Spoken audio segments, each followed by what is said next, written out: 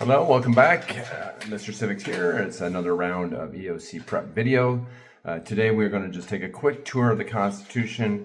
Last time we talked about why was the Constitution needed, and it was because the Articles of Confederation were too weak to do what the Constitution or what government needed to do to kind of just build a relationship between the federal government and the states. So they decided to create the Constitution. And that wasn't that easy, okay? They decided to have a constitutional convention. They kept all of their discussions private so that they wouldn't cause any unnecessary debates outside of the meetings, and people could just say whatever they wanted to inside the meeting. What's said here stays here kind of mentality, all right? That was good to help them be able to say whatever they wanted to say. And so they start writing. And I talked to you last time about the first 3 articles. All right, so you have, how many articles are there? Anybody remember? 7. All right, 7 articles in the Constitution. That's like the government establishing part of the Constitution, okay?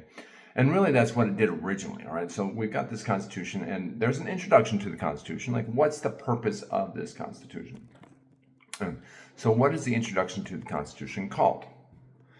The Preamble, right. I feel like I'm doing Blue's Clues or something. You know how they always ask you, what's this called? Well, at least you're answering, all right. So the Preamble, all right, and it starts with we the people, all right. So this is, remember, who has the power? The people. The people have the power. That is what system of government? Democracy, right? So the people have the power, and thanks to whose social contract theory? John Locke, all right. So John Locke came up with this theory of social contract where he says, government has a responsibility, people have a responsibility, people give the power to the government, obey the government, and if they don't, they go to jail. Government has a responsibility to look at the individual rights of the people, and if they don't, they get to be replaced, right? So that's kind of that idea that led to the Declaration of Independence, and it's going to kind of form the ideas in the Constitution. So the introduction to the Constitution, the Preamble. We the people of the United States, in order to form a more perfect union, right? So that's the first part. We the people of the United States, in order to form a more perfect union. So their union, they knew it wasn't perfect. And guess what? It probably never was or will be perfect, all right? That doesn't mean the Constitution isn't as perfect as it can be. And it's perfect, I think, because it's amendable, which makes it probably the best document that there could be, is one that can be amended.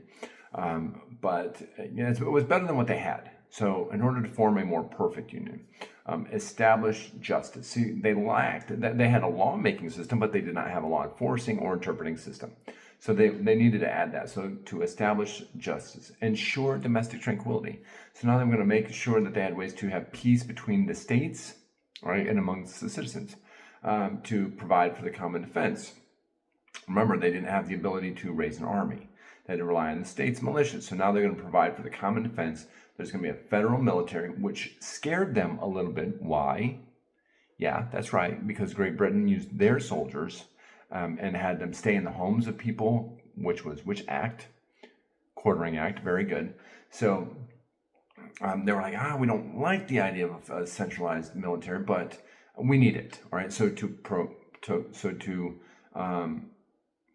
provide for the common defense, and then to promote the general welfare. So this was to make sure that everybody was being looked after equally. Well, I know you're like, oh, they weren't though. I know, okay? The document says they should have been. A document's only really as good as the people enforcing it, okay? So we know that, and there's been times where it's been used the right way, and times that it hasn't been used to its greatest ability. So we're not here to argue that today.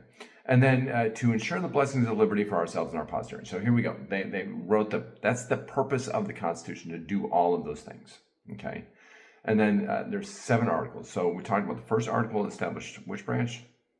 Legislative branch, correct. Second article created the executive branch, very good. And the third article was the judicial branch, very good. So what about articles 4 through 7? All right, well, Article 4 said, all right, well, now that we have these states, we need to make sure that you're treated the same in every state. Because before this, people were like getting treated differently because they were from a different state.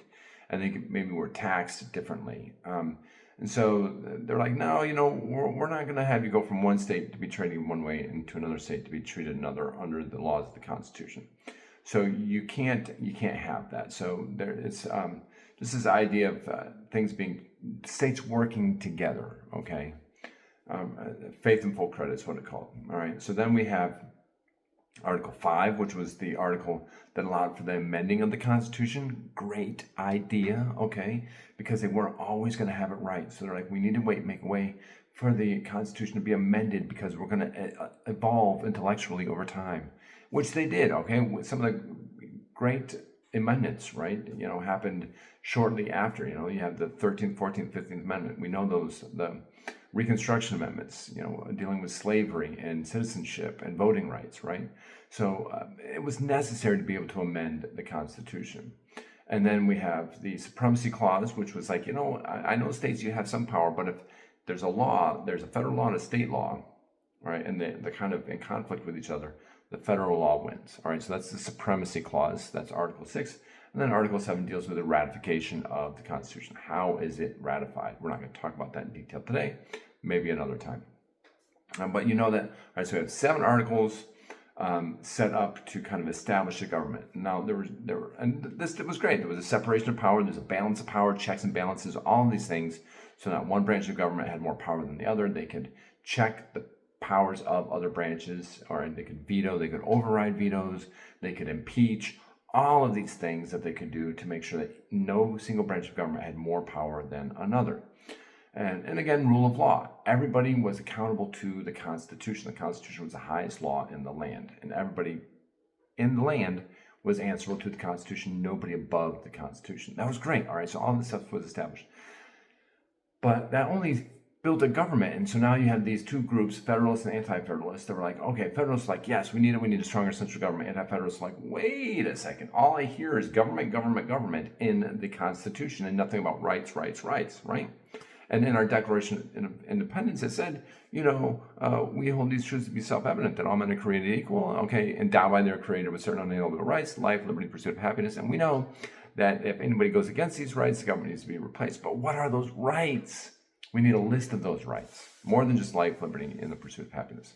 So the Anti-Federalists wanted a Bill of Rights, which was not part of the original design for the Constitution. But in the original design for the Constitution was the amendment process. So they're like, you know what? We will add the Bill of Rights to make you happy and to make people feel better about individual rights.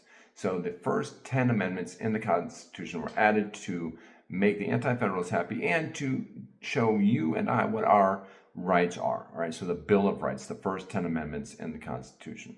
And that was like the most debated thing, but it eventually happened and all the states kind of agreed to it. And so then you have the Constitution with 7 articles and the Bill of Rights added to the Constitution with 10 amendments. And we will definitely go over those in another video. But that's just kind of enough for you to get a brief understanding of what our Constitution was. Why, the preamble talks about what was the purpose of the Constitution. The first 7 articles kind of establish a government and a relationship between the states and the how if we wanted to make changes to the Constitution. And then the Bill of Rights added to the Constitution to let you know what your individual rights are. All right, well, that's it for that video. I hope you learned something today, or not. I hope you just were reminded of everything that you already knew. That would be even better. I'll see you next time.